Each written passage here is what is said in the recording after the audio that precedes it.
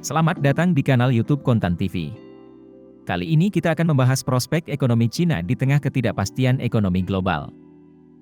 Nada pesimistis terhadap pertumbuhan ekonomi Cina mulai merebak. Seperti dikutip Financial Times, ekonom dan pebisnis, Mohamed El-Erian menilai, pesimistis perekonomian Cina berpeluang mencapai puncaknya dalam waktu dekat. Sementara, mengutip Business Insider, meskipun Cina mengalami pertumbuhan pesat dalam beberapa dekade terakhir, namun cara Cina menghadapi kemerosotan ekonomi saat ini membuat ekonom pesimistis negeri tirai bambu ini bisa menyalip Amerika Serikat.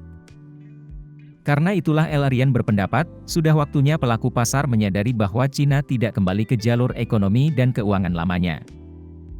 Kinerja ekonomi Cina kemungkinan tetap lesu selama 2023 dan paruh pertama 2024, ujar ekonom dan pebisnis, Mohamed El-Erian.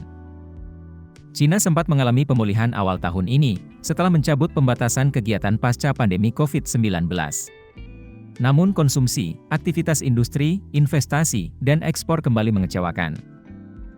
Angka pengangguran kaum muda mencapai rekor tertinggi dan harga-harga mengalami deflasi. Kondisi ini tidak mungkin pulih cepat, apalagi Cina tampak enggan memberikan program stimulus ekonomi. Cina khawatir ketergantungan terhadap stimulus akan meningkatkan kemungkinan Cina jatuh ke dalam perangkap negara berpendapatan menengah juga memicu tindak korupsi.